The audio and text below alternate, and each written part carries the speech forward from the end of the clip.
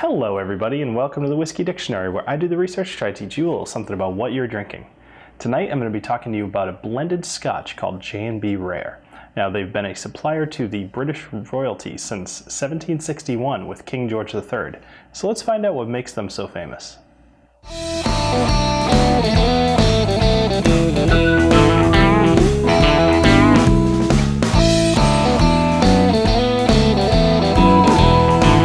A man by the name of Giacomo Giustorini, who was from northern Italy, followed a woman named Margherita Bellini, who was an opera singer, over to London. And he was a bit infatuated with her, and unfortunately it was unrequited love. So she actually, kind of put him off, introduced him to this guy named George Johnson.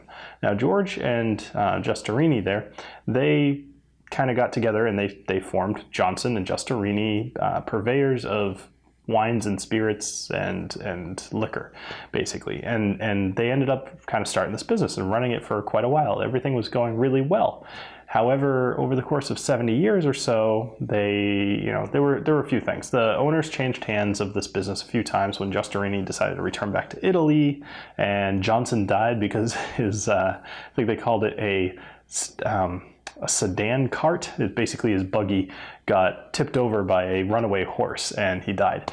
And even the opera house that was right next door to their business burned down. So they had a bit of misfortune. But at the end of all of this, the business itself actually had a royal warrant, which means that they are permitted to announce that they sell their goods or services to the royal family or the royal court.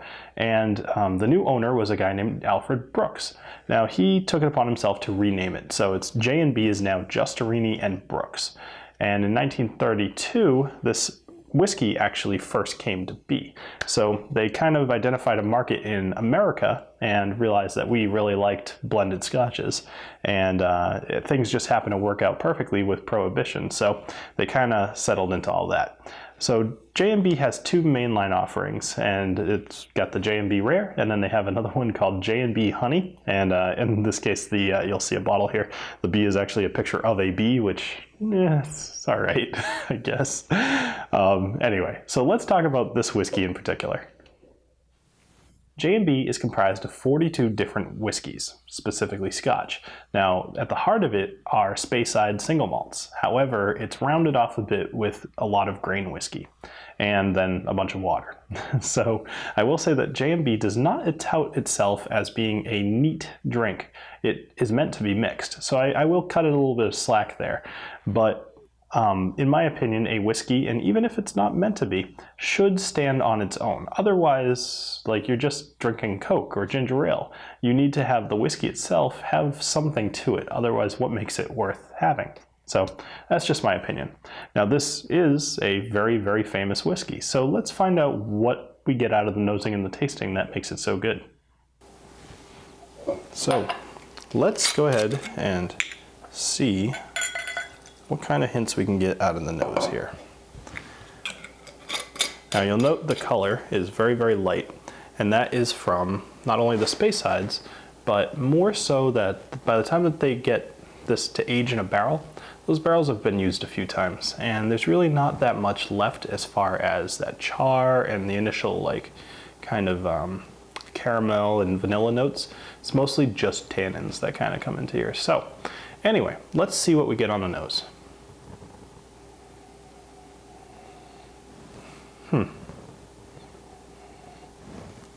Well, one thing I will say for this whiskey is that the nose is not entirely bad.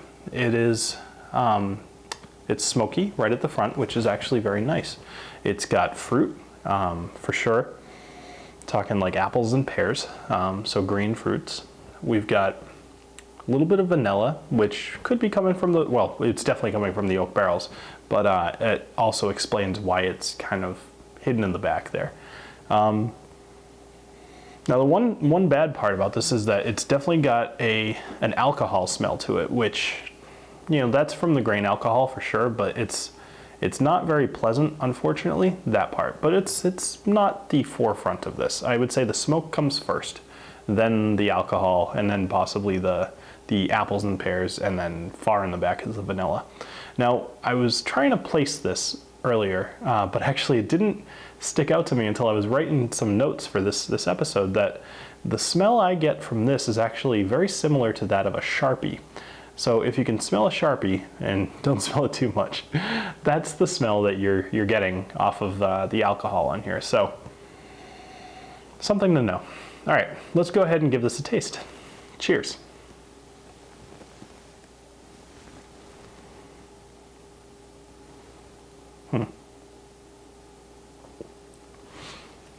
Well, I will say that the taste is not that impressive, unfortunately. Now, it does have a bite from that alcohol. Whereas the nose is a bit rounded off, the taste it's a little bit more robust than you would think on something that light, but the grain alcohol really comes across strongly. I'd say it tastes a bit like mistakes and regret, and then maybe a little bit of butter. But this is, let's just say it, this is a college kind of whiskey. Now, I know that there's probably plenty of you out there that found my video because this is something that you like. And I will say one thing. If you get a glass of ice, crushed ice, and then pour this in there, this is actually a really good drink. You know, it's not something I think I would necessarily buy again, but I will say that this is the way to drink it. Just chill it, and then it tastes much better. They do have a number of different recipes on their website, and I did not take the time to make any of them, but I would imagine that it probably tastes fine in those because for the most part you're overpowering the taste of the alcohol. But if you're in college, or if you're looking for something that's a little cheaper, I mean this bottle's like 20 bucks. It's hard to beat, you know, but I will also say that if you are looking for a quality, like cheap dram, consider Glenmorangie 12 instead of the J&B. Now, the two aren't even comparable. The Glenmorangie is significantly better, but it's only $4 more. So for that price, you've got something that you can drink neat. Now, if your plan is not to drink this neat, if your plan is to use this as a mixer, I mean, I keep a bottle of Jack Daniel's Old No. 7 in my bar pretty much all the time because sometimes it's nice to have a mixer. If that's what you want, like, I'm sure this works very well as a mixer. But either way, I will say that for me, this gets a solid ignore it, with the caveat that if you're just starting out, this would not be a mistake to buy and bring somewhere as long as the intent was to mix it with something else. So thank you for joining me here this week on the Whiskey Dictionary, and I hope you have a great rest of your night. Cheers. If you want to help support the channel so I can review all the whiskey you love, check out my Patreon. It's easy to sign up, easy to contribute, and rewards start as low as $1 a month. You can get t-shirts, custom Glencairn glasses, or even come on a live stream. Follow the link in the description to get started.